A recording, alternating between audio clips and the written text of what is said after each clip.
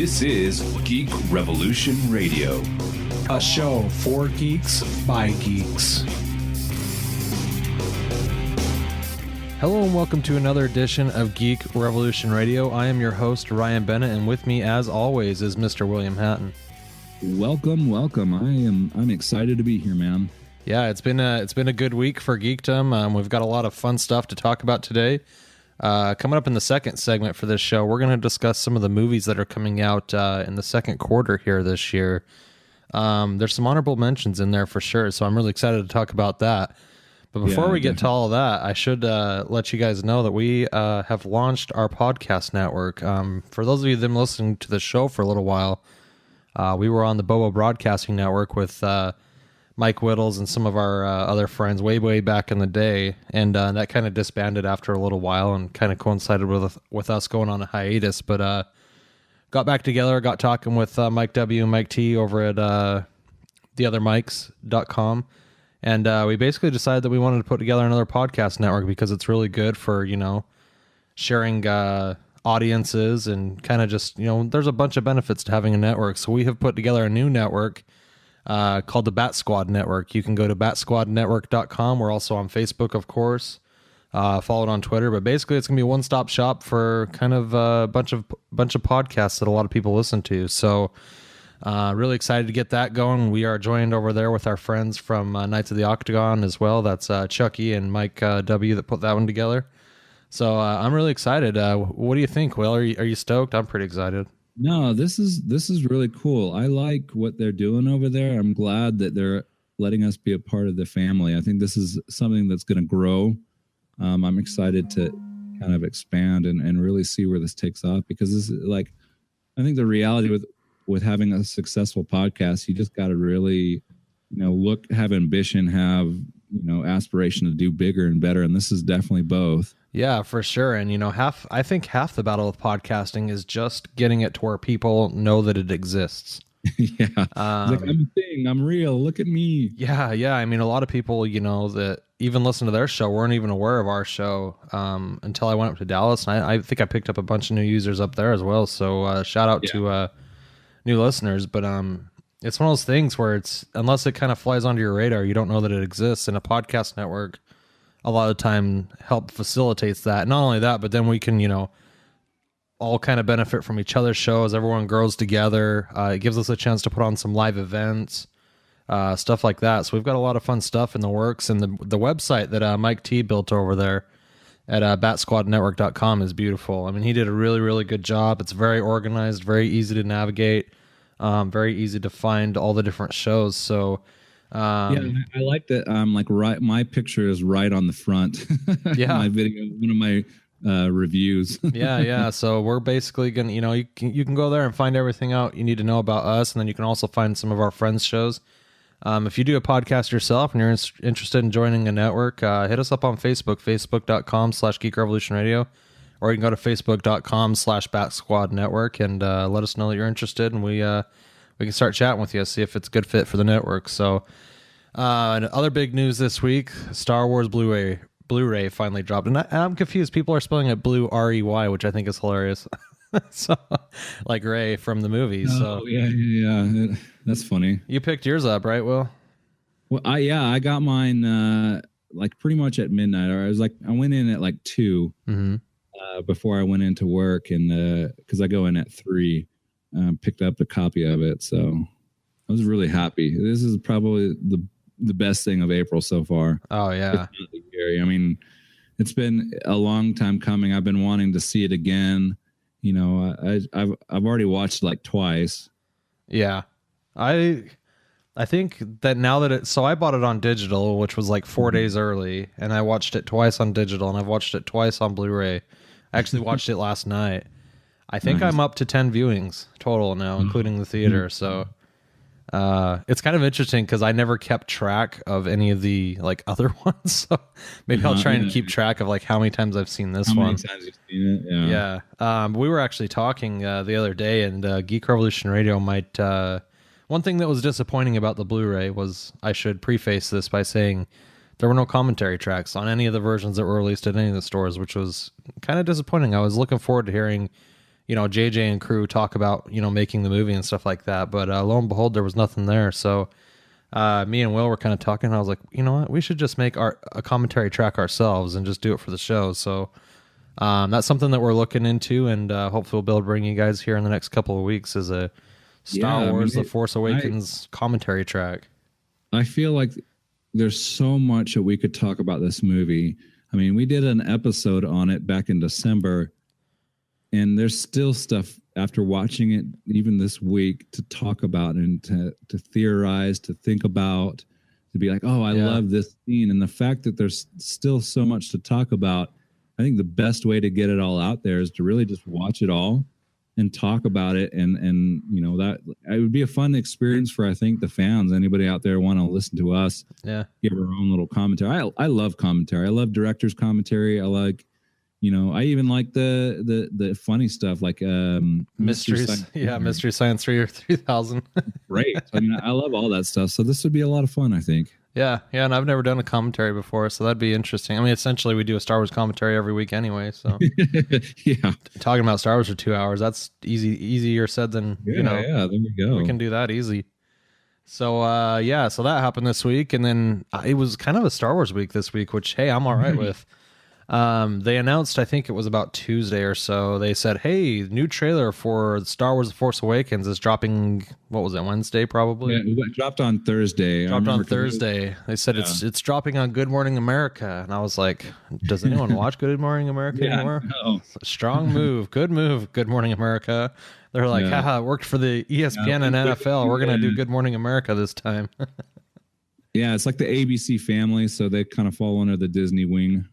Oh, okay. So it's in-house at least. But I did not get up and watch Good Morning America because I knew the second that it hit, my Facebook timeline would be flooded with the trailer anyway. So what was funny is so I work for a morning news show, kind of like it, but it's local. And my boss is like, hey, we can one up Good Morning America. We could show it too. So we literally took time out of the show and showed the entire trailer. We're like, screw you, Good Morning America. Ha. Treating the Lubbock citizens to pre-show. Nice. Yeah, that was pretty fun. That's awesome, man. So I got to ask you, Will, what did you think? Oh my goodness. I was extremely excited when I saw trailers for The Force Awakens. I thought everything looked great, but when I saw this trailer, like, my jaw was on the ground. Like, I couldn't say anything. Like, I was like, this looks incredible. It's like the ultimate Throwback Thursday, right? Like Disney officially won Throwback Thursday. Yep. Drop the mic. Yeah.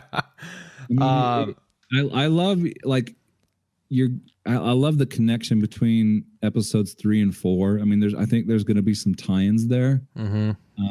And I'm still convinced Darth Vader is going to make an appearance at some point in this film. Yeah, I agree. I mean, he's pivotal in that story, right? Yeah, and everyone had been saying that this is going to take place before Episode 4: A New Hope, but while I think that's true, I think that maybe some of the movie, at least some of the movie, if not half of the movie, is going to take place at the same time as the events of A New Hope, because very clearly in this trailer, they show a fully built Death Star. They were rumored, it's about how the rebels stole the plans for the Death Star. Well, they didn't mention that the damn Death Star was already built, and they were like doing the finishing touches, putting the big, planet blaster on it, basically. And I'm like, wait a minute, this is kind of running into the same timeline as A New Hope right now. Mm-hmm. So that's interesting to me, and it was really great seeing the rebels running around in their orange jumpsuits for the X-wing fighters. The AT-ATs on the beach, black stormtroopers were kind of cool. Seeing the classic stormtrooper period was cool because it's been 30 years since we've seen a classic stormtrooper. Yeah, I mean, when you really think, because we went back to the Clone Wars, but they look different too, and they look different there. Yeah. So that was really interesting, and I mean, there was some things in the trailer that were cool. They showed a guy basically in like a white gown, like Empire gown, that was clearly a bad guy, but he looked, I don't know, maybe like he could have, like if he didn't have the thing on his chest, you would thought he was a Jedi. Right. It definitely shrouded with some great mystery. That's how a trailer should be. It shouldn't answer a bunch of questions. It should be forming new ones. Exactly. That's the one thing that stuck into my head. Is it possible that a Jedi was a member of the Imperial Army, the Empire? Yeah. Why not? Right? I mean, yeah. I mean, if they're hidden under the veil of secrecy, because the Order had all Jedis killed, and so I don't know. Yeah, I don't know. I have, I love on our show when we make theories way far out in advance, and then go back and spot check them. Yeah. So I have a mild theory. I don't strongly believe it, but I think it'd be really cool. I think the trailer obviously kind of leads us to wonder if this main woman kind of turns over to the Empire, right? Right. Like kind of insinuates that. I kind of wonder if she is a main character from the original trilogy, but is in some kind of disguise throughout the trilogy. The first name that comes to mind is Boba Fett. Now I know here's the thing. So I know from the prequels that we kind of learn more of Boba Fett's history. But I'm wondering, like, if there's a scene at the end of the movie or something where she kills the real Boba Fett and goes into hiding and dons his uniform so that she can kind of hide within the galaxy. I like that theory. So you're saying Felicity Jones, that plays the main character, rumoredly. Yeah. So you think she's Boba Fett? Oh. Well, that's the only masked character. I mean, there's other ones that you see throughout, but Boba Fett's kind of one of the big ones. And that way, if they do a standalone Boba Fett movie, it could be her. I mean, just think about it. You're blowing my hair back a little bit right now. That didn't even occur to me that could have been. That makes perfect sense in a lot of ways. Yeah, I don't know. Who knows? Ooh. I mean, I saw some things out there like, "Ooh, maybe this is Rey's mom," and I'm like, yeah. Who knows? Maybe. Seriously. I don't know. We'll get to that on the commentary track, but I think me and Will were discussing. We think we have the lineage of Rey figured out. It's like kind of a side story. Definitely important. Yeah. Now I got to ask you, Will, what did you think of the dark, person, basically what looked like a Sith Lord in the trailer? Did you see? It was just like 1 second. Yeah, I kind of missed it because things like that happen so quickly. I know what you're talking about. I'm like reflecting in my mind. I immediately went and watched, like, as soon as these hit, there's somebody that takes them and tears them apart frame by frame and like makes it so that you can skip through it like a picture, like a big picture gallery for every frame. And that's what I do. I'm like, okay, what's this? What's this? What's this? And there's basically this dark. I mean, if I didn't know any better, I would say it was Darth Malak from like the Old Republic, because he's wearing this big black like cloak, and he walks forward. Now it's definitely not. I think we've debunked that it's not Darth Vader, because the way that the cloak falls on the head, it was landing on a human skull. It wasn't like big enough to have a helmet on underneath it, And we know that Vader needs the helmet to survive, although there is a theory that maybe Vader didn't always have the full helmet. Maybe sometimes he wore some version of it that just covered his mouth. I don't know, but he was basically kneeling, and he takes a knee, and there's some of those like Emperor guards that are in the red on each side. And he takes a knee in front of I think it's called a Bacta tank, which is the thing that like Luke Skywalker was healing in Empire Strikes Back after the Wampa attacked him. Yeah. Like basically he bows down in front of that, but we don't know who's in it. Like, is it the Emperor that's in there?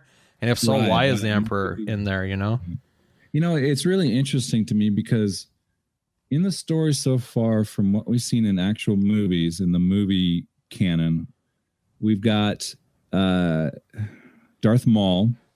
Right. We got Sidious, or the Emperor. We've got Darth Vader, and now in Force Awakens we've got Snoke. Yeah. Right. Yeah. So it makes me really wonder, like, the Sith are in hiding. It really makes me wonder, like, how many are actually out there that, like, that's what you're like kind of bringing up, is like, do we have a completely different character that's kind of in the shadows throughout the entire films? That's the thing. Actually, somebody wrote a book about that. It's called Darth Plagueis. It's about a guy named Darth Plagueis who was the Emperor's master, and he allegedly, killed him, betrayed him, and killed him while he was sleeping. But this is the guy that could prevent people from dying, that he kept telling Anakin about. And there's rumors that that might be who Snoke is, because that's why he looks so battle damaged, is that he's found a way to survive for so long through all these different generations, essentially.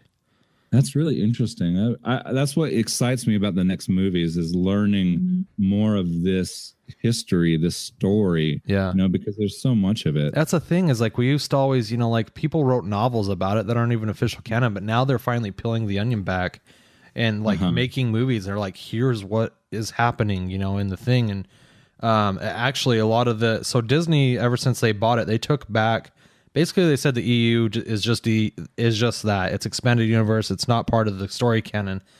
But they have since then said that all the books that are released then are very much a part of the actual canon. They basically tell the writers, hey, this is the story and this is where you need to go, kind of thing, and then you figure out how to get there.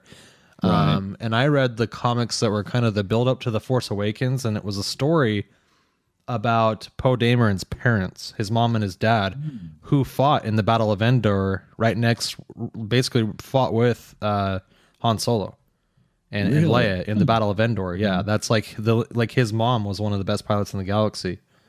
And so that's where he came from. Like, he was a kid at the time, obviously, which it was really interesting reading that comic, just seeing his parents, you know what I mean?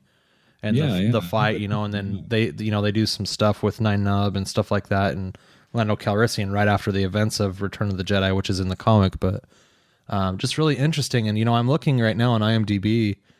Hayden Christensen is 35 this year. He's turning. As a matter of fact, his birthday's in 9 days.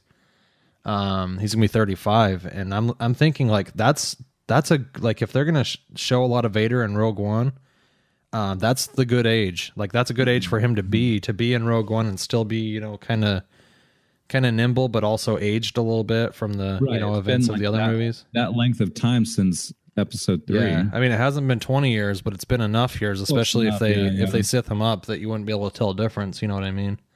Mm-hmm. So that's, I don't know. I think they're intentionally gonna hold that out of there, and I've actually kind of been thinking about it this week, and I think I might take the approach that you do, where I don't think I'm going to watch any other trailers or any I'm not going to read anything else about Rogue One after this. I just want to go into it really having no idea about it. Yeah, I mean, I think because of the age that we live in, and there's so many theories out there and so many people trying to get it right, that it can tend or lean towards spoiling it, Oh yeah, easily. And that's the thing, is like, with this particular movie, I don't have, like we've talked about, I don't have a burning desire to see it, but that's just because I don't know anything about it. And so that might, not only will it, make me more surprised when I see the movie, but it'll also make it easier to wait. Yeah, I would say that this movie and Captain America Civil War, the two movies that I'm most excited about the rest of this year. Maybe I'm waiting for Suicide Squad. That's my jam. Yeah. I was gonna say that one too. The Return of the Joker. I'm all about that. Oh, yeah. But I don't know. I guess we'll see what happens. And if they are going to put Vader in this movie, I hope they don't put out anything that he's in the movie. Yeah. I hope they save that for when we're in the theater and we're going, holy crap, Vader is just destroying some like random rebels. Yeah. Like, that would be amazing. Speaking of rebels, I've been enjoying the show Star Wars Rebels. I need to get caught up. Vader made an appearance, dude. Vader made an appearance, and he is not to be trifled with in the Rebels, because he's in that right age where he's like at the height of his Sith power, because he's still kind of young, and he just wrecks. Like, he's like throwing TIE fighters and all kinds of like nonsense. It's awesome. It's really great. So anyway, let's can the Star Wars talk until next week at least. Until next week, because there's going to be something to talk about. Yeah. Now, I understand you have another Uber story for us this week. We, last week we talked about your little light side, dark side challenge, but this week I heard something else happen. Yeah, this week was a big week. There was a couple things going on for college students, and so I was driving around a lot of people. And last night, about halfway, like I had probably taken a good 20 rides, and I picked up a couple that were in their late 30s, and the guy was super drunk. I mean, like, not even like, using full sentence structures, not even like using like words. He like, oh, yeah, I saw one. The tongue of my people. It's just gibberish. I mean, like he asked me like what my name was, and then he asked me what my last name was, like it mattered. Like, oh yeah, I'm gonna look you up later. You have no idea why you're asking me what my last name is. He's gonna be Facebook friends, bro. Come on. Yeah, I mean, he's just going on, and he was actually pretty quiet for most of the ride. Like he would just every now and then he'd pipe up a little bit. And we get about 3/4 of the way to the house, and all he says to me, we're stopped at a stoplight. He goes, window. I was like, oh, I think he's about to throw up. I need to roll down the window. And I should have just like said, I wish in hindsight I was in a better situation. I could have said, hey, get out of the car. We'll stop, go throw up in a parking lot or somewhere. I'd have been looking for an eject button. Like, why don't eject. Hit the button. And this guy doesn't even like, we start to drive. The light turns green. I start to go, and I'm going like turning left. I'm going around the corner, and as I'm turning, this guy's like poking his head out and just starts puking out the door. And it was a nasty sound. Like I can't handle people puking. Like the noise gets under my skin. And I remember the woman, his wife, was sitting in the front seat with me, or next to me, and like I could just see both of us. Like I look over at her, and I kind of myself just feeling both of us just cringing. Like let this just please stop. And I say, should we stop? Should we get out? And she goes, just keep going. What's done is done. Yeah, I'm like, okay. So he continues to puke for probably 1/4 mile, just randomly sticking his head out the window, just painting the streets. Yeah, and I could smell like Jägermeister, and had that liquor scent, huh? Yeah, I had a scent of liquor to it, and get to their place, and he's starting, like, as we're getting close, he's starting to bark the orders at me like he's pissed about something. I'm like, I'm not the one that puked all over myself. You know? And we finally get there, and he's like, hey, give him a tip, to his wife. And she's like, oh, we'll take care of it. Don't worry about it. He's like, no, we need to do it. And so he's like sitting there in the back giving me cash. And I'm like, I don't care how much you give. That's not going to be enough, because I'm going to end up having to clean this garbage. It gives me like $20, and I still go and report it. Didn't you tell him that 60 is your minimum? The thing that Uber does is they charge the customer for a cleaning fee. And basically what it is, it's not just entirely towards cleaning. It also in part goes towards the fact that the driver is kind of sidelined. You know, they're not driving the rest of that night. Can't get any more fares. Yeah. Right. And it was a busy night. There was still like 3 hours of peak time where I was probably going to make, $60, $70. So, it was pretty much the end of my night. So I went home, cleaned up, took pictures of it before I cleaned, and sent it to Uber, and they filed the report. And I woke up this morning and they're like, yep, we confirmed that it happened, because apparently my wife was telling me a story about an Uber driver trying to fake it, because you could fake it and say that the customer threw up in your car, if you have low morals, which I don't. So that's dark side decision, right? Yeah. And so I'm in the back of the car just cleaning it up, and it's just miserable. Like, it's nasty. Like, there was like a pool of vomit in the door handle, like not the door handle, but like a little part that you grab to close where the the door. ashtrays used to be. Yeah, like a little thing. So there's a pool there. The whole door is just covered. He got it on himself, I'm sure. He got it on the seat, and then all on the outside, it's just like sprayed, like the wind just dragging it across the car. It just looks so nasty. And so I was out there cleaning it last night when I got home, and I'm probably going to go clean it some more today, just because it's still there. There's still like little bits of it here and there I couldn't see in the dark. Man. Is this now? This is. I think there's a theme here. Is this another accident that could have been avoided had all of your passengers been sitting in the back seat? Like, would his wife have, like, you know, coasted his head out the door or pushed him out the door at the stop sign, thus avoiding the entire accident? I don't like, his wife was pretty small and petite. I don't know how much actual support she would have been able to give him. She couldn't direct his puke. Like, this guy seemed the kind that he was like antagonizing his wife at one point. Wow. Like, he's kind of an antagonizer drunk, you know, like there's different kinds of drunks. He's the kind that gets, like, you know, his agitation gets heightened through alcohol, you know? Wow. So that's good times. It made it definitely awkward. And that's not like the only weird thing I ended up dealing with. I also picked up a girl who was covered. I guess she had passed out. She's passed out, had a marker written all over her body, on her face. Like, her face was completely blue. And she got in the car and just had like this angry scowl on her face. She's like, "Take me home." I was like, "All right." Is that like the ultimate walk of shame? Or like, not only you covered it in one marker, but like, you have to call an Uber too? Kind of sad, kind of embarrassing. I'm like, I can only imagine the kind of reaction or result of waking up from being passed out. just miserable. You know, I love these stories, and the thing I love the most about them is that at least all of these people are drinking responsibly, right? They're not getting hammered and driving in their cars. Yeah.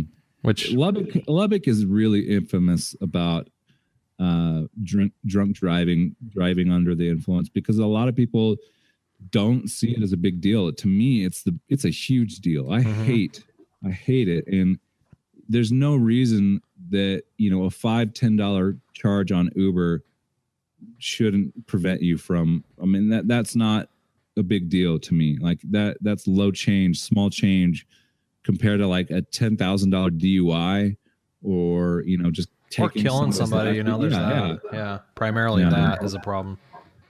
But well, good on you, Will, and I look forward to next week's Uber stories. Yeah, we'll see. We were talking about it before the show. I was like, this is gonna become a regular segment. Let's do Uber stories. And that's the thing. Drunk people do crazy things all the time, so I'm sure there'll be something next week. Absolutely. Maybe one of those days I'll be your Uber passenger and we'll have a funny story. All right, so before we go to break here, I understand that you had a hypothetical for this week. Yeah, I've been like thinking about all the movies that are coming out in the future. I'm like, what movie would I go into the future to go see? Probably, obviously, the obvious answer is Episode 8. But I thought what would be even cooler is to go back and see a movie from our past, from before my heyday, before my, you know, time here on Earth. What time would I go back to? What movie would I see? And what keepsake or souvenir would you keep or bring back with you? I like it. So I had two thoughts, I guess, about this. The first one being Jaws. Jaws was kind of the first blockbuster ever. It'd be kind of cool to go maybe East Coast somewhere and see that opening, because it had a huge opening. But probably more honestly, it's going to be a Star Wars movie, right? That I'm going back for. And I thought about, you know, the original Star Wars, except for that didn't have like a big thing for it. It was kind of a slow build, huge, right? Kind of like Avatar was. So my honest answer would probably be either Empire Strikes Back or Return of the Jedi. I would say Empire Strikes Back because that, you know, the hype is there. The only problem is that movie has a very unsatisfying ending. So I'd be like, what's going to happen next? So probably, honestly, it'd be Return of the Jedi, because fandom's at its full peak. Theaters are packed. I'd want to see it at the Chinese theater out in Los Angeles, whatever that's called, for opening night. And my souvenir would be Mark Hamill. I just bring him back to the future with me. Grab him and take him back with you. Yep. I mean, that's... You said Empire Strikes Back and not the other one? I'm gonna go Return of the Jedi. Oh, good choice. Good choice. I mean, I think Return of the Jedi, I mean, that's a good time frame. I mean, that's, you know, I'm trying to think what year that was. Like what year 83? 83. Yeah. So I just turned 1 probably when when that was released. Yeah, I was still not I wasn't born yet, so Try to think if there's anything of like the early 80s that would have been worthy of bringing home with you. Like any like cool toys. does it have to be related to the movie, or I No, mean, it'd no. be cool. It would be, I guess, kind of cool to bring home like a some like original Kenner action figure type thing. Yeah. Like maybe a white Boba Fett, rocket firing Boba Fett, or something like that. Yeah, that would be really cool. I mean, it doesn't like I asked the question just because you're going back in time, like time travel, so you can pretty much do like the question is take back anything with you, you know? Oh, anything at all? Anything at all. It doesn't have to be movie related. Oh, I don't even know what was big around that time. Yeah, that's what I was trying to figure out. 1983, you know, there's you know, a lot going on during that age, but I take back well, I don't know. I think I partly take the inspiration for this from that new show on Hulu that's written by Stephen King. I think it's 11/22/63 or whatever. Mm-hmm. It's really good. I'm like I've heard it's good. Yeah, I need to watch that. 2 episodes away from the end. I really enjoyed it so far. But this guy from today goes back to the 60s. And he tries to stop the JFK assassination. Oh. So it was like making me think about like going back in time. You know, what would I do? Like I would definitely have to go see something. I'd definitely have to go watch a movie that has great worth. That'd be a lot of fun to watch. And the reality is we've already seen most of these movies. So like any movie that you would watch, it'd be something fun to watch in the theater. And I think you're right. You're probably going to get more fan reaction from the latter two of the original saga. Mm-hmm. But I don't know. It's kind of a hard question just thinking about movies from like the 60s or 70s that, you know, spark interest. That'd be a lot of fun to watch. I think Raiders of the Lost Ark would be kind of fun. Ooh, yeah, that'd be a good one. Yeah, because that'd be a big Phantom thing because it's by Lucasfilm. People are already tuned into what Lucasfilm is.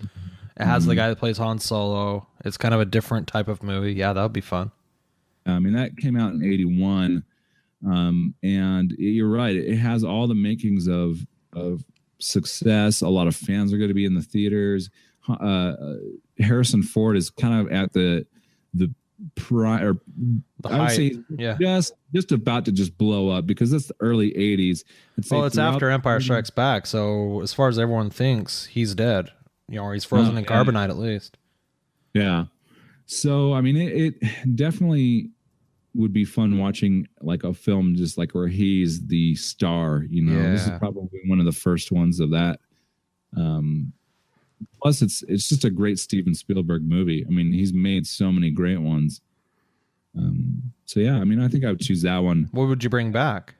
I mean, that's still the same time era, a little bit earlier. I think I would probably, you know, have to bring back something of like, I liked what you said about the action figures. I'd probably find something that's sellable, you know, something that has, you know, the value of it has really risen over the last 30 years. I don't know. I'd probably either a toy or a comic book. I'd probably find like a #1 issue of something. I think that'd be pretty cool. I think I have a better answer. Well, I have a better souvenir and a better answer. So if I was going to Empire, or if I was going to Return of the Jedi, I'd bring back the model of Death Star 2, which I know is a real thing. It's in the like Lucasfilm archives. Like they built the actual thing. That'd be cool to bring back. But honestly, if I'm going back to see a movie, I'm going back to 1994. And I'm going to the Sundance Film Festival. And do you know what I'm going to see there? Clerks, right? Clerks. I'm going to go see Clerks with Kevin Smith. A Kevin Smith really that doesn't know any the better. He just created a movie. It's right before he hit. I could get in on ground level and make friends with him and be a part of, you know, Mallrats, whatever's coming out after that. Yeah. And I don't know. I think he's a piece of memorabilia himself. So definitely true. So I think that I just was thinking about it. I was like, oh, that'd be pretty cool to go see Clerks before like anyone knew what Clerks was, you know, before it hit, before Harvey Weinstein. Maybe that'd be my souvenir. I'd buy the movie. That'd be fun. Yeah, why not, right? All right. Well, let us know. Go to our Facebook page, facebook.com/Geek Revolution Radio, and let us know what movie you'd go back and see and what souvenir you would bring back to the future with you. And we'll read some of your responses next week. But we're going to take a break. When we come back, we're going to talk about some new movies that are coming out in the next couple of months. You're listening to Geek Revolution Radio. Foolish mortals, if you value your souls, you can reach Attention Deficit Order Radio on iTunes and SoundCloud under Attention Deficit Order Radio. By email at AdioRadio0@gmail.com. On Facebook under Attention Deficit Order. On Twitter at ADIO Radio. And at BoboBroadcasting.com.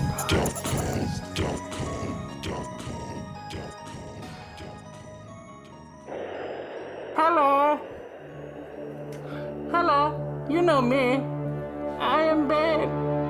And you're listening to Geek Revolution Radio. Oh, Jesus Christ. No, wait. We're What? doing this over again.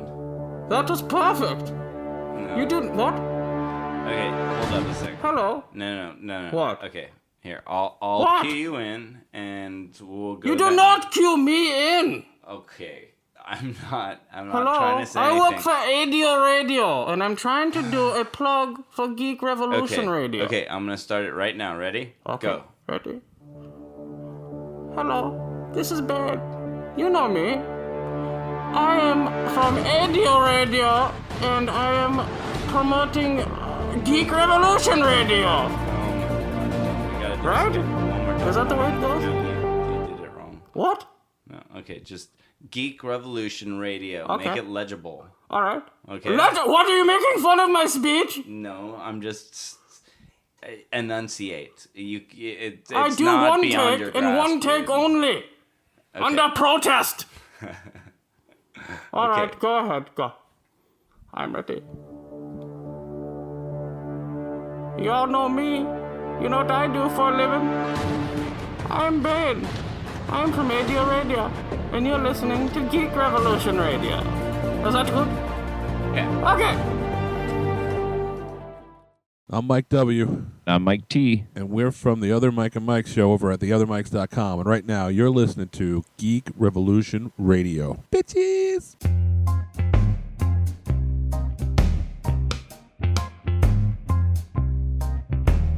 And welcome back to Geek Revolution Radio. I am joined by Will Hatton, and we are here to talk about some new movies that are coming out in the next few months, basically.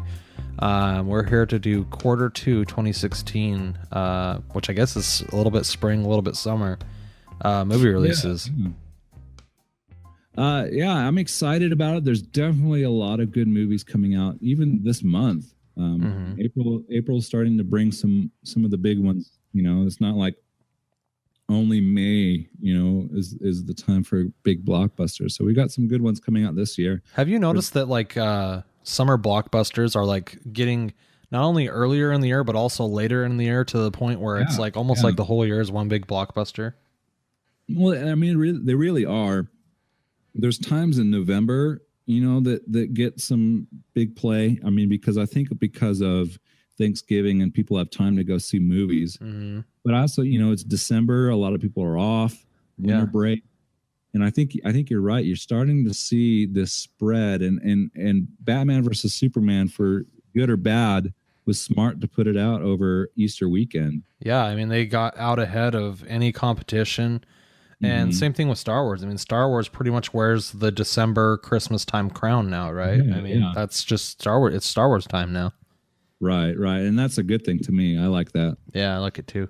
Anyway, so last time we did this back in January, we had kind of a scale to show what level of interest we are. And so it goes from in theaters down to renting / Redbox for those who don't have Redbox. Mike. As we discovered after last time's episode. I guess they're not really popular up in New York. HBO / Netflix is the next level. catching it on TV if it's randomly on TV, you know, like on a lazy Saturday. And then lastly, there's no interest or no time. So you just really, you don't care. You're indifferent, but you really indefinitely don't care. And then lastly is absolutely don't want to see, like you hate it. It disgusts you that it exists. So there's definitely some movies that kind of meet every criteria of that. Like I want to see them in theaters, or I have no interest or no time. So we kind of started a little slow off, and so Hardcore Henry and The Boss came out this last weekend, and we already The Boss actually is taking #1 in the box office. We're recording this on Sunday, so we kind of know how they've turned out. Really? Hardcore Henry took #5. That's, so The Boss, man, that is weird because of those two movies, I am certainly interested in seeing Hardcore Henry, but I have zero interest in The Boss. You have interest in seeing that one? Yeah, I mean, just because, like, for those of you who don't know, this is, first of all, it's Tim Roth, right? He's one of the guys in it. Yeah, there's the guy from District 9. I can never really remember how to say his name. Right. But is this is the one that's shot like first person, right? Right. And this, I mean, it's a first-person shooter style. I mean, it's definitely unique. I would say that style is kind of unique. It's like the first time it's been done. But like the person as the camera kind of thing is not new. I mean, like I think Hitchcock had a movie like that. It's been done a couple times, but the full feature motion picture of it in its entirety is pretty unique. A lot of films don't do that. So this is definitely kind of unique, but there's things I like about it and things I don't. I actually had a friend see it on Friday. He was telling me about it. He said its story is very thin. It's almost no story, but it's more a spectacle, right? Action. Yeah. He said he said I can understand and I respect that it's not very thick in story, because he's like it's all taking place in 24-hour period, right? And you know, there's jumps in time because it's all his perspective that you can, because it's all him. The story can't be that thick. There can't be, you know, a lot going on because it's nothing. Everything's going to be going on around him. It's not going to be going on in other scenes, other moments of time. Right. So every basically scene of this movie is from his perspective, right? Right. Okay. Now, this seems like the kind of movie that you want to see on a VR headset, though, right? A virtual reality headset. Yeah, it would be kind of cool to see it that way, actually. That's what I was thinking. I don't think I have interest in seeing this one in theater. I would say it's more, I don't know, like HBO, Netflix. I probably would catch on that. I don't think I would Redbox it. Yeah, I think I'm with you. I think I'm going to intentionally not see this in the theater because I want to wait for it to come out on Netflix, so that I could put it on my Samsung phone and watch it in my VR headset. That's what I'm going to do. I'm going to get the first person reaction to it. Yeah, that'd be kind of fun. You'd have to tell me how that works out. I would assume that's why they shot this movie that way, right? It can't be completely coincidental. It can't be a complete coincidence that they timed the release of this movie with, you know, VR headsets basically taking off. Yeah, I could see that. The other one was The Boss that came out this last weekend with Melissa McCarthy, Kristen Bell, Tyrion's own Peter Dinklage, and Christian Shaw, who we all know from Flight of the Conchords and Last Man on Earth. A lot of funny people in this movie. And it took #1 in the box office. So, I mean, a lot of people went and saw it this weekend. I don't know. I think it looks funny. The trailers look funny, but Melissa McCarthy is kind of, her comedy is starting to get stale, kind of the repetitive.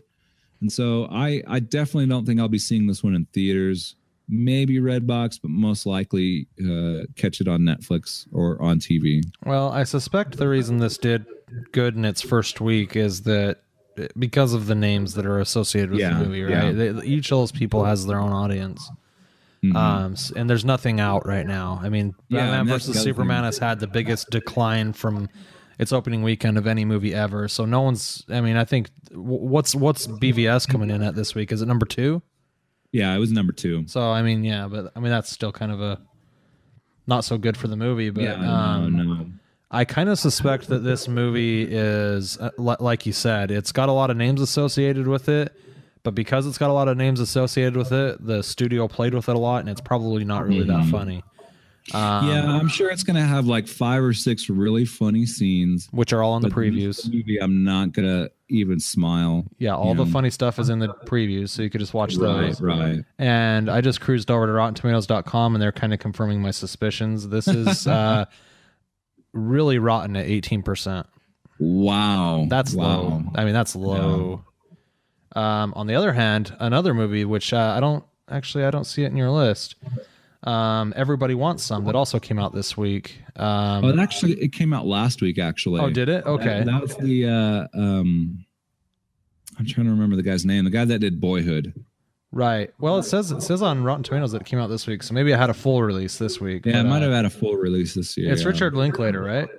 Yeah, that's it. He basically made he's the guy who made what was the movie he made way back in the day? Dazed and Confused, right?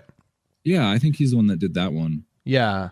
So he comes back and makes basically the 80s version of that movie. It's kind of like a party movie. And one of my friends that I work with actually went and saw the movie, and she said it was really, really good. And it's trending at 91% on Rotten Tomatoes. So nice. You know, another movie. I wish I'd put this on there. I didn't think about it.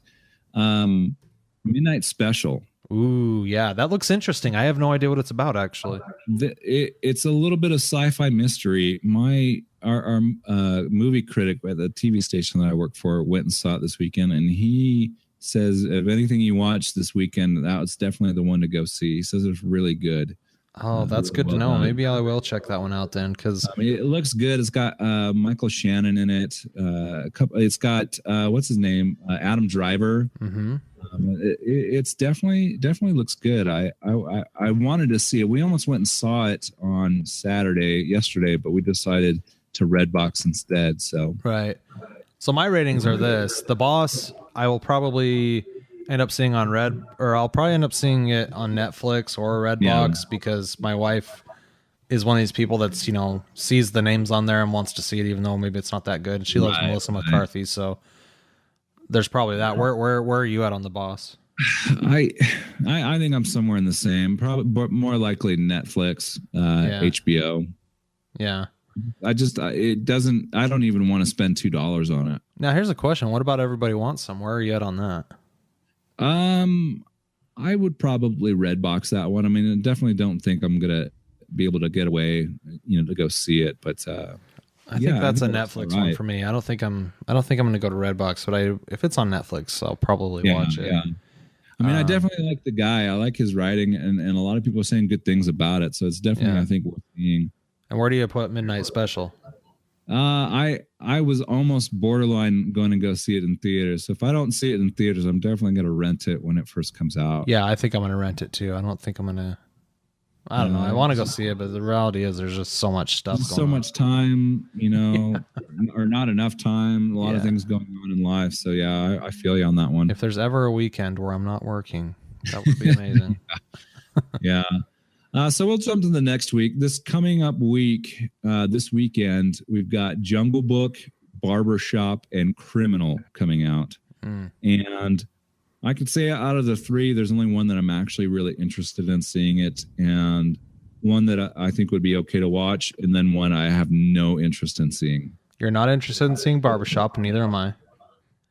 Honestly, Barbershop's somewhere in the middle because I enjoyed the other Barbershop movies. I thought they were pretty funny. See, I haven't seen any of them, so it's like one of those things where it's like, well, I can't just jump in right now without having seen the other ones. I mean, you could probably watch it and not lose anything, but I'm really excited about the Jungle Book. I think it looks good. It's got ScarJo, Scarlett Johansson, Idris Elba, who I love everything that he's done. He's on this show called Luther on BBC, and it is incredible. He's awesome, and it's got Bill Murray. He's on a show I've been watching called The Wire on HBO that I've gone back and watched. Yeah, he is great in that one too. Yeah, he's a great actor, and so I'm really excited to see. Kind of like the voice acting in this one. I think the animation looks really good. So I think it'll be a good movie. I don't think I'm going to see it in theaters. I mean, we all kind of know the story of the Jungle Book. It's not like it's a unknown here. I mean, it's definitely basically a retelling of the animated or the original story. Kind of like the gritty live action version, right? Yeah, I think it's a little grittier, but I still think it kind of falls in the family friendly kind of realm. I don't think it's, it'll probably be intense at times. I think that's the thing they're going with. There's the snake and the. So I got to ask you, Will, from the cartoon, are the vultures that ask each other what they want to do today, are they going to make an appearance in the gritty live action version? I hope so. I hope there's the little things that we all love from the original cartoon. Yeah. I think Jungle Book is like one of my wife's favorite stories. Mine too. It's probably one of my least favorite though, honestly. I'm somewhere in the middle. I liked it. I think it's probably one of my more favorite old school Disney movies. There's some that I just never really got into growing up. And so that was one of them that I actually watched. I think that would be really funny to see the vultures. I think it would be funny. I'm really excited to see the monkeys. Oh yeah. The orangutans and stuff like that. I think that'll be a fun scene. But yeah, I don't think I'm going to end up seeing this one in theater. Probably Redbox, first chance. Yeah, I'll probably see it on Redbox as soon as it drops. For sure. Rent it, Amazon, whatever. My question is, Disney's going back and doing a lot of these like live action gritty versions. When are they going to do Aladdin, man? That would be a really interesting movie to see in live action. I think that's from our youth. I think I remember that was one of the first cartoons that I really loved. Yeah. Like I remember watching Little Mermaid, but just not really liking it very much. That would be interesting too, though, to do Little Mermaid, because it's like mermaid under the water. That might not work, but it would be really interesting to see if they could pull it off. Aladdin was the first one that like, this movie is awesome. Like the genie was awesome. Like the story is awesome. I like that one a lot. That'd be fun to see in live action. But they would have to do it right. It'd be kind of a hard one to do, I think. Like the Jungle Book's kind of easy because it's just all animals and you can kind of, I don't know. It'd be really interesting to see them try to pull that off. The genie would be the hardest part, right? Yeah, probably. Yeah. I mean, if you don't do it right, it looks fake or it looks cheesy. Yeah. So yeah, it would definitely be difficult, I think. Okay, so what about the other one? Was what, Criminal? Is that the one with Gal Gadot? Criminal? This is the one I have zero interest, or I'm almost borderline don't want to see it, hate it. And I'll tell you why. So I mean, it's got Ryan Reynolds. I love Ryan Reynolds. It's got Gary Oldman in it. It's probably one of the last movies that he's done, and it's got what's his name? I'm drawing a blank. Ben Kingsley. Ben Kingsley in it.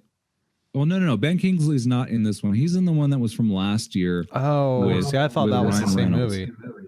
No, and that's the thing. This is what's so troubling to me is this almost seems like the same movie just because it's such a blah storyline. It's basically the story behind this one is a CIA agent gets killed and has some important information. And in order to obtain that important information, they implant his memories and knowledge into a convicted serial killer on death row. And that guy is supposed to retrieve those memories. And then in order to do that, he has to kind of function and be like him. So he kind of takes over consciousness. So it just seems like a very unoriginal story. A lot of good people in it, but this just feels like a step in the wrong direction for Ryan Reynolds. He just kind of had this great movie with Deadpool. To go from Deadpool to this just feels like a step backwards, not a step forward. Well, let's be honest. This probably happened before Deadpool, and it's probably only being released because of Deadpool. Yeah, Kevin Costner. That was the name I couldn't remember. Oh. So Kevin Costner is the serial killer guy. Ryan Reynolds is the agent that dies. Okay. So, I mean, it's questionable about how much Ryan Reynolds is actually in this movie. Right. I mean, he might be done in kind of dream sequence or memory sequence, but I don't know if like how much he's actually going to be in the movie. It feels like a story we've already seen a couple times that just doesn't seem really interesting to me. All right. Well, let's move to Green Room. I don't know anything about that.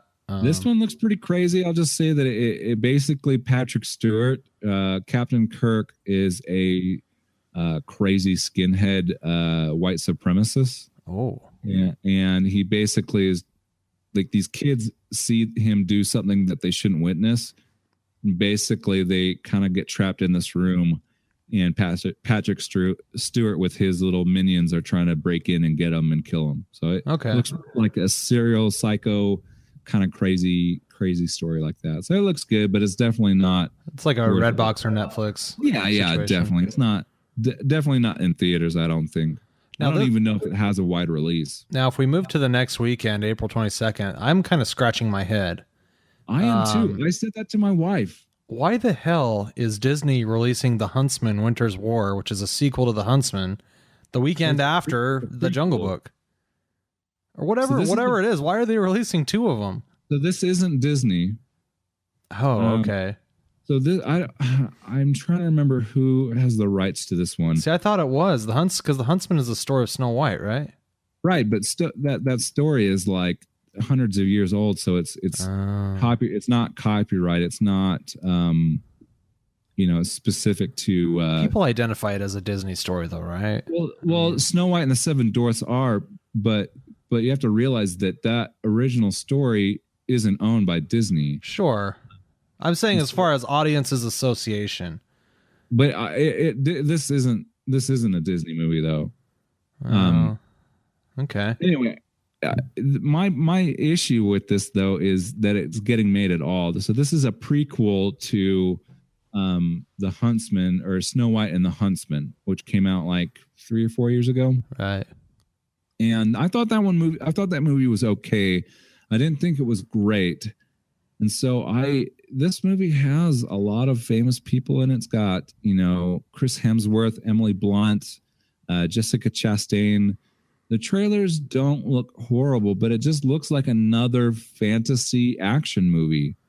Like I have no interest in seeing this one. I don't think it's going to do well on the back of Jungle Book. I mean, you can say, yeah, it's not made by Disney, but I mean, speaking as like a regular audience person there and be like, we just went and saw a Disney movie last week and we want to go see another one this week. It's not going to happen. Like, you're right. It is a bad idea to make a prequel to that movie at all, but then to release it when they are. I'm just baffled by it. That's really, really strange. Okay. Well, I won't be seeing that. So yeah, I probably, if I see it at all, it'll be while it's on TV, if it's just randomly on TV. And I didn't see the other one, so. I remember seeing the other one in theater. I think it was when I was doing that movie review show. So I was pretty much seeing movies just to see them, Seeing everything, yeah. But this one just baffles me. All right, what about the next one? So the following weekend, this is the next week, April 29th. This is kind of rounds out April. We've got 2 movies coming out, and one of them just disgusts me. I hate these style types of movies. And the other one I am probably the most excited for in terms of comedies. So Keanu is a movie featuring Keegan-Michael Key and Jordan Peele from Key and Peele. Mm-hmm. And the trailers are hysterical. I mean, I'm excited to see it. It looks really funny. I like those 2 guys because I really liked Key and Peele. I was really sad to see the show go. Well, this is a parody of John Wick, right? In a little bit. I wouldn't say a little bit. Okay, they were rescuing a stolen kitten. In the other one, his dog gets killed, and that's what starts this whole thing. So I wouldn't call and it. Secondly, if it's called Keanu Reeves was, I guess the connection of the dots are all there. I guess I just haven't really. Yeah, I mean, they're literally called it the name of the actor too. So. Yeah, I think it looks really funny though. I'm pretty excited for it. Yeah, it looks all right. That'll be a Redbox or a Netflix. It'll probably be on Netflix. I think because this comes out around the time of my wife's birthday and she's really excited for it because she loves cats. We probably will see this one in theaters. So you're going to see it. Cool. Well, you have to let me know how it is and maybe I'll go see it. Yeah. No, I'm really excited for it. It's got Will Forte. I don't know how long he's going to be in it. He looks like he's got maybe a cameo. Right. So let me set up this next movie. Let me show you. Let me play for a second the writer and the director, pitching this movie to the studio. Oh yeah. Let's hear it. We've got a great movie. This is what we have made up. And I want to add here, too, we have Jennifer Aniston. She's all in line to play this. This is going to be a romantic comedy. We're going to plan it for a release around April 29th. And it's called Mother's Day. Dude, yes. And the studio execs go, oh, it's perfect. Perfect. This is just like every other holiday titled movie. Valentine's that are garbage. Day, Yeah. New Year's Eve. Like these movies are coming out and it's like the 7 different stories being told at the same time. Like 20 famous people are in it. The story is very soap opera-ish or blah. The reality is I don't care for this. There are people that care for it, and that's why they keep getting made, because they like it and they go see it. It's definitely not for you and I. No. And please, people that are going to see these, stop seeing these. Go spend your money on something else. Oh my goodness, this is a horrible idea, and it really, I don't know. I'm like to the other side where it's not that I'm not going to see it. I'm going to actively like campaign against it. Right. I don't remember. I think it was Valentine's Day. I think my friend and his wife dragged me along to go see Valentine's Day or one of those type of movies, and I hated it. I hated it from beginning to end. And why are they specifically targeted at women, by the way? Have you noticed that? I don't like that. I mean, no. Yeah, it's definitely not the hey, this is the fun date night movie to go see. This is not that. Oh man, I don't know about you, but I'm looking forward to the movie Flag Day. Yeah. Columbus Day, Thanksgiving Day. Yeah. I'm more of an OG. We just need to jump right past this. Don't have any interest, and I'm on board with you. Let's actively promote not seeing Mother's Day. Shame on Jennifer Aniston, by the way. This is another one of those movies. Which came first, the title of the movie or the movie? I'm guessing the title. Yeah. They're like, oh, let's target something for Mother's Day. Yeah, I say we actively campaign. We love our mothers, but we don't like... No, Jennifer Aniston's better than this, too, by the way. She's been making a lot of really good movies lately, and she's above it. Yeah, she is. They must have backed up a dump truck of money to her house. We've got to go to the next week because the next week is a lot better. It's a step up versus a step down. So May 6th is Captain America Civil War. Oh. And I am extremely excited. This is less than a month away. And the more, like, I kind of started my hiatus, my blinding or stepping away from any trailers, spoilers, or anything like that. So I'm like every day. Well, how long ago did you step away? Did you see Spider-Man? I've seen the trailer with Spider-Man. So yeah, that's when I stepped away too. I saw. Yeah. I mean, I've been seeing stuff on TV, which is just kind of hard to avoid, but still, this looks really good. Yeah. I'm really interested to see how the story goes versus the comic books, because I really love the story in the comic books. Can I make a prediction? Yeah. Let's hear it. This movie will go how Batman versus Superman should have gone. What's that? This movie will go how Batman versus Superman should have gone. Yeah, I think you're right. You basically take this movie and do the DC equivalent version of it, and that's what BVS should have been. Because I have a feeling this is going to be 100%. There's going to be no villain in this movie. This is just going to be 100% beatdown.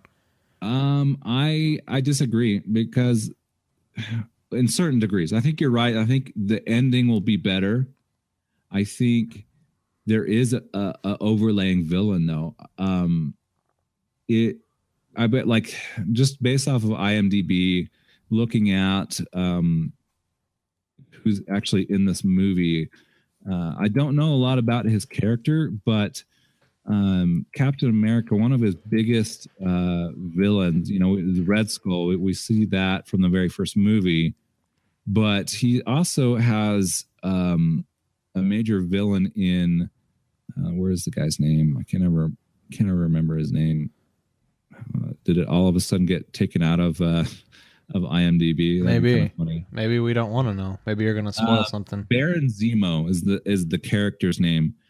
played by a guy I really like named Daniel Bruhl. He's been in a number of things. He was in Inglourious Bastards. So he's a German actor. He speaks fluent German. I mean, he's from Germany. So he's one of these major story villains from Captain America's story. So it kind of makes me wonder, like, if this guy is, kind of an underlying feature, or like he's kind of the coordinator of it all. I was under the impression that Captain America was the villain in this movie. I don't know about you. I'm all Team Iron Man over here. Well, based on the comic books, I think they're going to go the same way. A lot of the same storylines from the comic books. It's this, the fight is really over registering people with superpowers. Right. And everybody takes off their masks and shows us who they are, and we know who they are. They register, or you have your civil liberties and your rights to be who you want.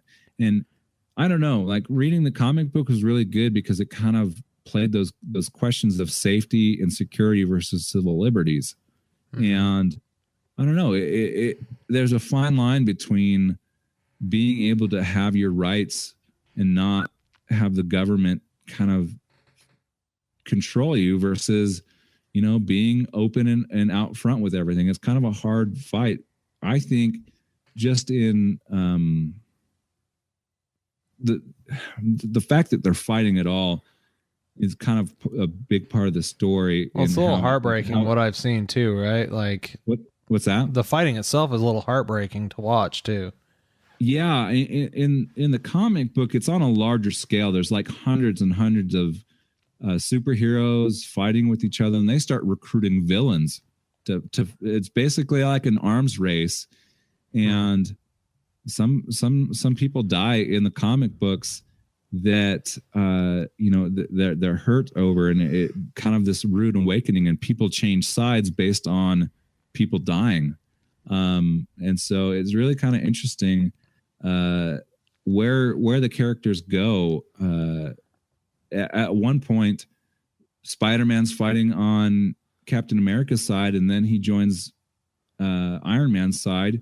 And there's this really funny, I hope they do it, but there's this scene where he makes a press conference. Spider-Man makes a press conference and unveils his mask.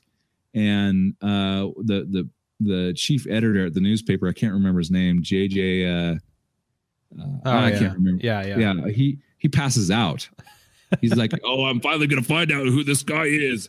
And then Peter Parker, after finding out that it's the same guy that's been taking pictures for him for forever. The thing I'm most excited about for this movie is Spider-Man. I'm endlessly excited to see finally Marvel Studios has control of their own property in a way, or at least they've got him on loan, and they can put him in this movie, and we can finally see Tony Stark and Peter Parker in the same scene together. Yeah, I agree. I'm really excited about that. I'm not going to give away the ending from the comic book. No, don't tell me. Because I hope that's how they ended in the movie, and it would make sense that they do, because it's a very satisfying ending. So that's how I think they should end it, which I think they will. Well, what's after this? What does this feed into? Does this feed into Thor and then Avengers 3? I really don't know. I mean, we're building up to the Infinity War, right? Yeah, we're coming up to it, and I think that's as you see more characters coming out. Like we've got Black Panther. Last year we had Ant-Man. We've got a bunch of more characters being introduced, and I think they're all obviously leading up to the last Avengers movie. Yeah, absolutely. Yeah. Well, not only am I going to see this in the theater, but I bought my tickets for it months ago. I am making plans to buy tickets. I tried to look the other day, and everything that I looked was red. It was like all taken up. So I'm like having to find a good day to go see it. Yeah, I'm actually going to see it on Thursday at 6 or 7. So that would be what? The 5th. I'm actually seeing it a day before it comes out at Alamo Drafthouse. We're probably going to see it the Monday after the weekend. So I like going to see these movies with the crowd. I like seeing I do too. Everybody that's as excited as me to be there. And I've got little, cheesy Thor and Captain America mask, along with a little shield and a little hammer. Nice. So You get a geek out, man. yeah, we always wear those when we go to any Marvel movie. So it's kind of a fun little, there's like stupid little $5 thing we bought at Target. Oh, yeah. So, Yeah, well, I think that's probably out of this quarter the one that I'm most excited about. me too. All right, so we keep going. So we go to May 13th, the next week. A movie by Oliver Stone, which I'm really excited about. It's called Snowden. It's basically the story of Edward Snowden and kind of how he came to be where he was, and then the story after, like all the things that followed, his actions of leaking thousands of documents. Yeah, so I'm very interested in the story of Snowden. This is going to be a red box for me. Yeah, I would probably agree with you. It's probably going to red box it, maybe in theaters, but probably not. And just because the week before I'm going and seeing Captain America. I am going to make it a point to see it, though, for sure. I will see this movie. Yeah, I love these kind of movies. I like the kind of nonfiction based or the historical, the dramatization drama stories like this. I think this would be good. I think Oliver Stone obviously is a good director to kind of lead this one. Yeah. All right. So, well, what's up next week? Box. Yeah. So the following week, May 20th, we've got Angry Birds, Neighbors 2, The Nice Guys with Ryan Gosling and Russell Crowe. So the three kind of movies that are all really different. One's a family film, one's kind of the raunchy comedy, and one's kind of a mystery comedy drama. So I think for Angry Birds, I think we're going to take our daughter to that.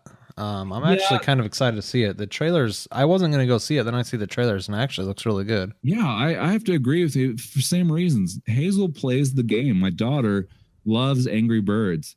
And we haven't shown her the trailer, but this is, I think, a movie that she's going to like. Her head's going to spin when she sees the trailer, right? Yeah. On the scale of like Minions, Despicable Me, this is the kind of movie I think she is going to really enjoy. Yeah. I think I agree with you. We're probably going to see this one, but this is maybe the first one we see as a family together. So that'll be kind of fun. Ours was The Force Awakens.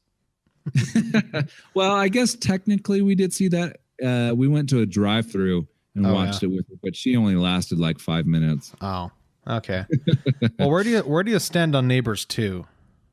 I was very skeptical of the first one. I didn't think it looked very funny, but when I eventually did see it, I think I watched it on HBO or Netflix, something like that.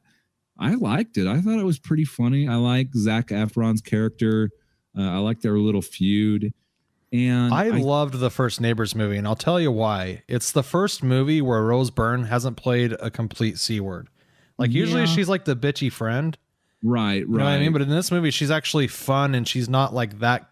She got out of that typecasting for that movie. Yeah, I agree with you. I think she was kind of the friendlier, fine, happy kind of character.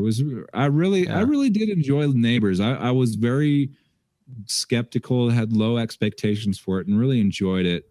And this one looks crazy. This one looks like they've kind of turned it up a couple notches. Well, here's the problem I have with this movie. I just saw a new Red Band trailer for it the other day, and it basically looks like they move and the same thing happens again, except for this time it's a sorority instead of a fraternity, so it's girls. And I'm just like, do we really need you to move and for it to be a sorority this time? Like, why couldn't you just live in that house and then they move out and the sorority moves in, or just, do the fraternity again even? Yeah. Like to me, it seems like they're going to burn the first half of the movie doing exactly the same thing they did in the last movie for the first half. Yeah. You know what I mean?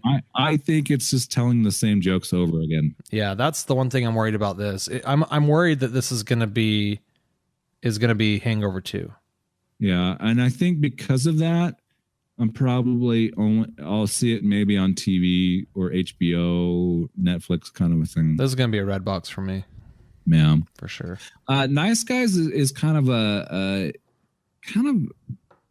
private eye investigator going after a story. Like he's, trying to figure out something going on. And so is Ryan Gosling and Russell Crowe kind of teaming up for this one. It looks really funny at times in the trailers, but it looks like it's kind of one of those mystery stories. You're like trying to solve it all. Set in the 1970s Los Angeles. So I mean, it'd be kind of fun to watch. I think it's going to be one of those I don't know, kind of niche, kind of noir type movies. If it flies onto my radar, I'll see it. Probably not, though. Yeah, I mean, this is definitely not one seeing in theaters, but definitely like who's in it. Think it looks good, but just don't really have the time. Right.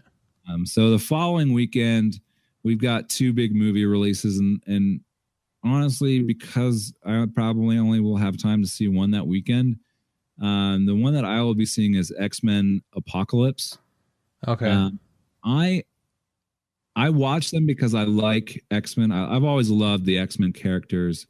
This one looks kind of meh to me. I'm not entirely sold, and that might be a good thing. I might go into the theaters and be blown away. That's the thing, is like I'm with you. I'm kind of on the fence, kind of meh about it at best, but it will probably be one of those things where, yeah, I'm gonna go see it because it's Marvel, and I'll probably, be like, it'll probably have something in it that's just amazing.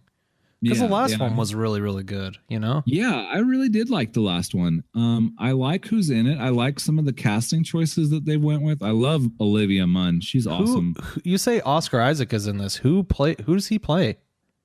Oscar Isaac. Oh, he's from Star Wars. He's Poe Dameron, right? Yeah, he's the main bad guy. What? He's playing Apocalypse? Yep.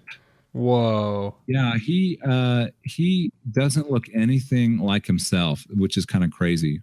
That's okay. So that's good for him, because I mean, one of the things I'm, I guess, a little worried about, especially with the chick that plays Rey, is that these guys need to be in other movies so that they don't get stuck in Star Wars. Star Wars is the only thing we did, because then they get stuck just being that. Yeah, Adam Driver has girls. Oscar Isaac apparently is going to play Apocalypse, which is mind bent. That I'm actually going to go see it now.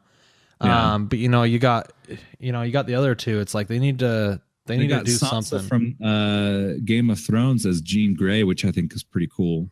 Rose Byrne's in this one too. Man, she's got a big bump. Yeah, she was in the other prequel movies. Oh, okay.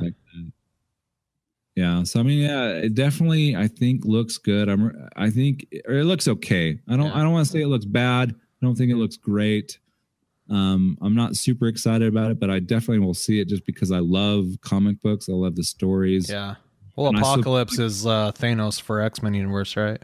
Right. Essentially, yeah. He's like the ultimate big bad for X-Men. So yeah, he's definitely in that realm. Yeah. So the other movie that's coming out this weekend. So I guess we both agree that we're going to see it in theaters. Yep. Yeah. Okay. So the other movie coming out this weekend is Alice Through the Looking Glass. And this is another one of those movies that I go, why did this get made? Yeah, I'm not going to see that. I'm not. I have no interest and no time to go see this. I don't quite hate it. And it probably has an audience because of Johnny Depp, but Johnny Depp really needs to go back to the well here a little bit. He hasn't done anything worthwhile or enjoyable in a long time, or notable even. Notable, yeah. So yeah, I'm not really interested in. I would prefer another Pirates movie, to be quite honest with you. Yeah, they might. I don't. Whoever knows. Well, they shot one apparently, but I don't know when it's coming out. Yeah. So yeah, that probably on TV. Maybe if I have time. Yeah. But not going to go see it. So the next week, kind of rounding out the last month in June 3rd, we have Teenage Mutant Ninja Turtles Out of the Shadows. Oh. And I didn't really enjoy the first one. I think I only watched like a third of it, like maybe 40 minutes of it, and then turned it off because just really wasn't into it. I loved the Teenage Mutant Ninja Turtles when I was a kid. Me too. I loved them. I had like the action figures, watched the cartoons, had the video game. Just loved it. Loved the movie. The original Teenage Mutant Ninja Turtles movie was probably still today really awesome to me. And I don't like the animation style. I'm not a big what's his name? The horrible director. Now I'm just drawing a blank on his name. Yeah, I'm not a big fan of his. I'll look it up here in a second. Yeah, I mean, I'm on the opposite spectrum for you. Michael Bay did the movie. I'm sure that's who you're looking for. That's it. Michael Bay.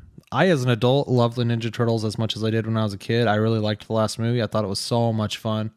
Don't really care for Megan Fox. I know that Casey's making an appearance in this, so I'm definitely going to go see this. And I honestly would not be surprised if come June 3rd, I find myself sitting in a movie theater seat watching this movie. So, Stephen Amell, who plays the Arrow in the CW show, is Casey. That I think is worthwhile because I like him on that show. I think that show's gone downhill, but I liked him. I do kind of like that they're bringing back some really interesting characters. Like they've got the Rhino guy and the Rocksteady and Bebop, baby. Yeah, I'm all about that. Ring, played by Fred Armisen, who I love. Fred Armisen. Oh, that's gonna be great. That's gonna be great. Voices Leonardo. Great. Definitely like some of the people that we got working on this, and so Will, you got to circle back with the first one. I don't understand how you didn't like it. I mean, I thought it was really good, but I don't like the animation. I don't know. It's all CGI and it's all explosions. Give it a second chance, I guess, because I do. It's better than Transformers. Yeah, that's true. True.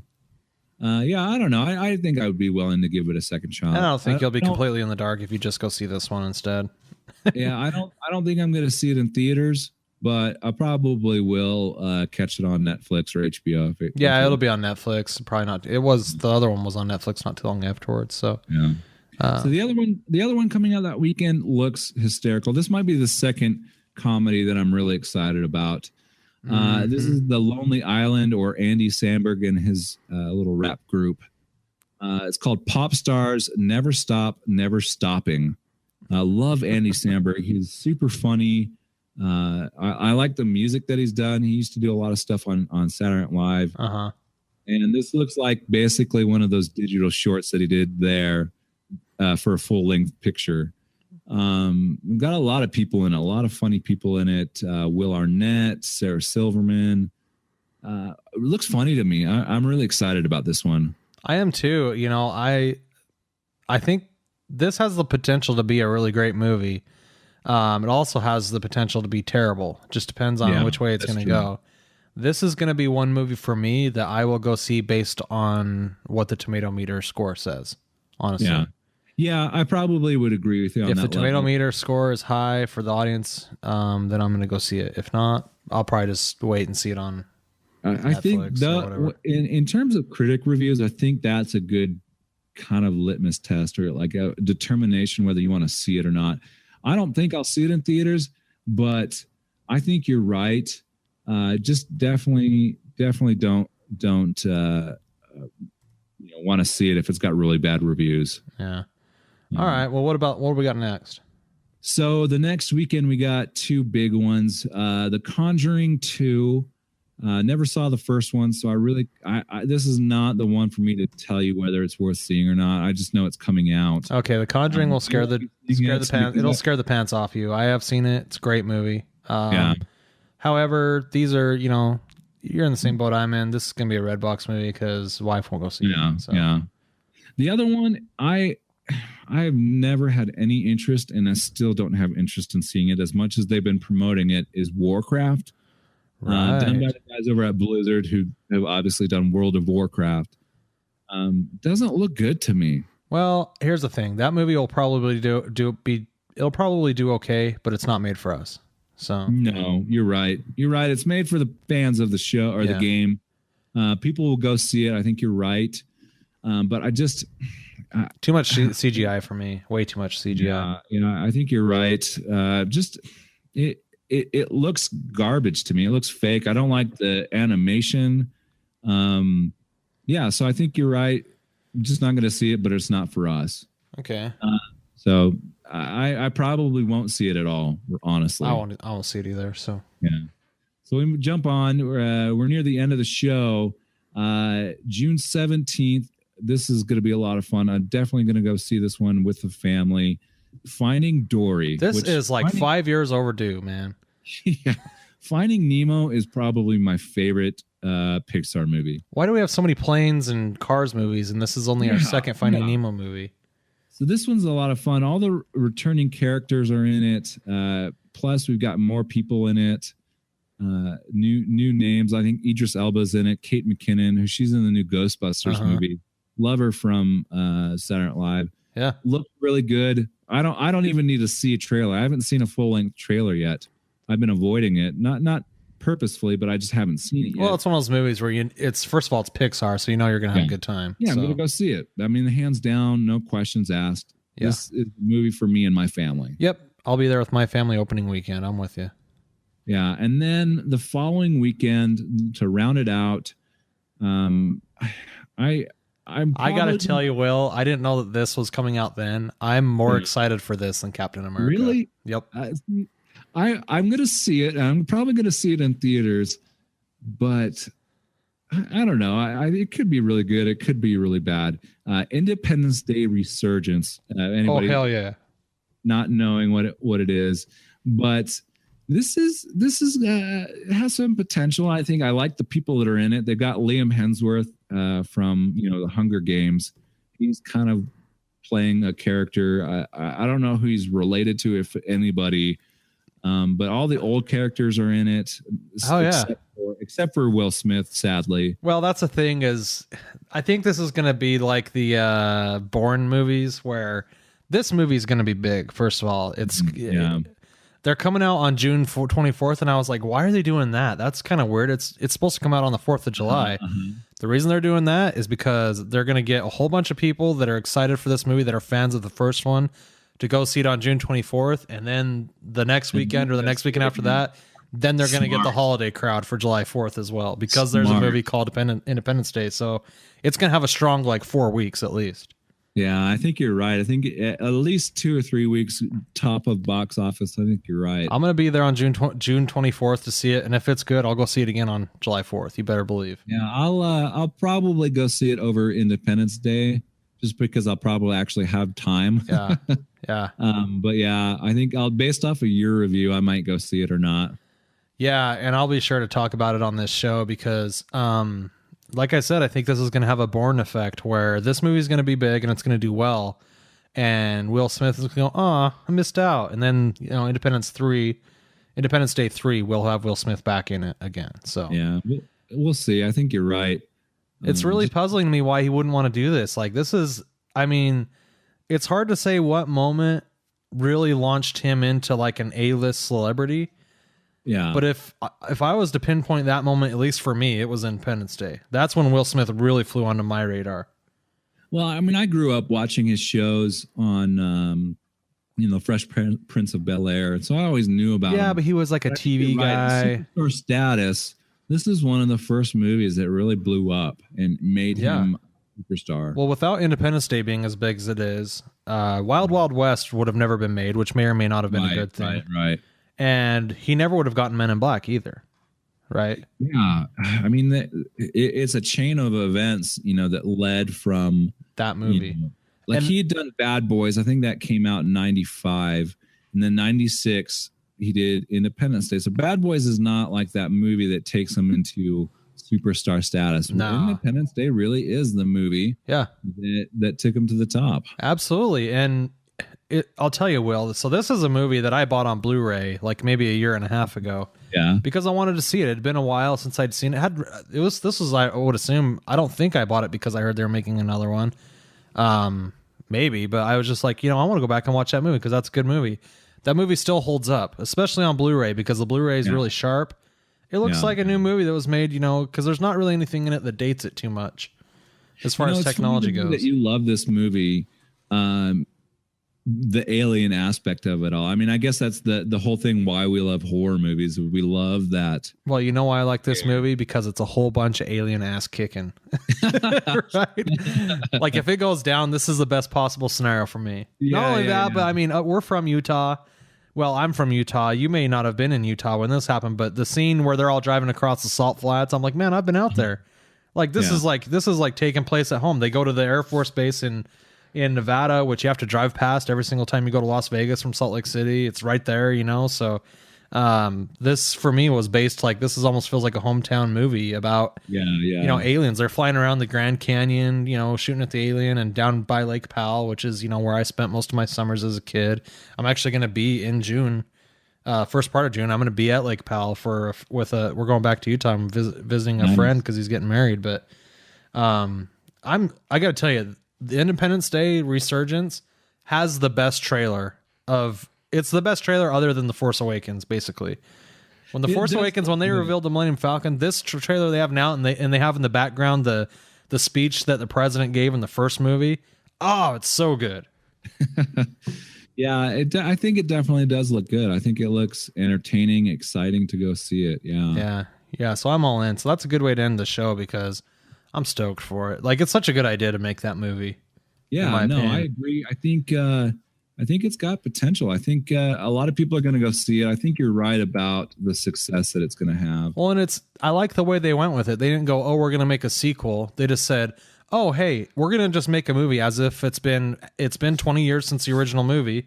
Let's make a movie that's 20 years since what happened in that movie. Earth is a little different because we've utilized all their technology to build new weapons. We're expecting them to come back at some point. And then the second movie would be like, okay, now they've finally come back. And the cool part about it is, from what I've heard, is that the story, the mothership has to travel through a black hole to get to Earth. So for the aliens, the attack basically that blew up their little mothership, whatever it was, basically in alien time was like an hour ago.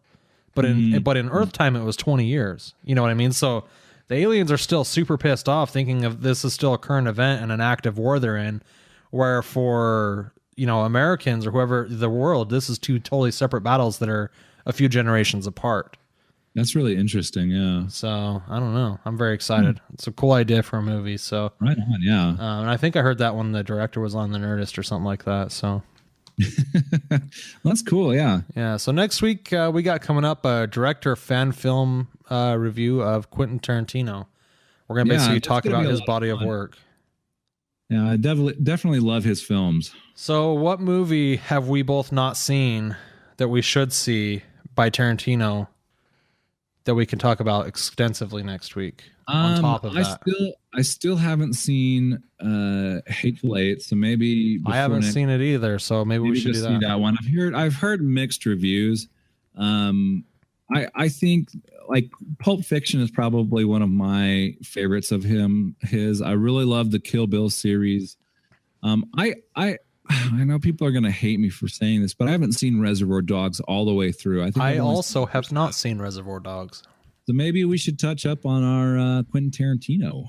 Okay, let's make it Reservoir Dogs then. And if we see Hateful Eight, that's just bonus points. Yeah, I mean, I know it's in Redbox right now, so that's a good option. So. Yeah, okay. All right, well, next week we're going to talk about that. So, and if those of you, you want to play along at home, if you haven't seen Reservoir Dogs or any of his body of work, especially his stuff in the last 5 years, definitely check those out, and we'll talk about that next week. So, you have anything else you want to post before we close out here, Will? No, it's definitely another good quarter of movies. I think there's probably 3 or 4 movies, 5 movies that I'm definitely going to go see. I mean, I think that the joy here is that 2 of them are family films that I'm actually going to be able to go see with the kid. Yeah. So, don't have to worry about finding a sitter for that one, which makes it great. Yeah, absolutely. Good. I wish they had a good drive-in theater out here. They don't have any drive-in theaters here that play new movies. Yeah. Because that's all we did in Utah was drive-in. So much fun, but... We'll drop the kid off with grandma or something, or we'll take her either way. But yeah, so we got that coming. Remember, you can check out all of our friends. It's easy now because if you want to check out our friends' shows, all you got to go to is batsquadnetwork.com, and they're all there. So you can also listen to our show there. So go check that out. We actually have a Bat Squad Network feed as well. That just got accepted to the iTunes store. So if you want to subscribe to it, and basically it's a catch-all feed for all of our shows. So if you're like me and you consume several podcasts a week, you can just subscribe to that. And every time any one of us posts a new show, there it is. So check that out. You can find everything you need to know about that at batsquadnetwork.com. And until next week, I'm Ryan. I'm Will. Live long and prosper, and may the force be with you always. batsquadnetwork.com. You've been listening to Geek Revolution Radio, hosted by William Hatton and Ryan Bennett.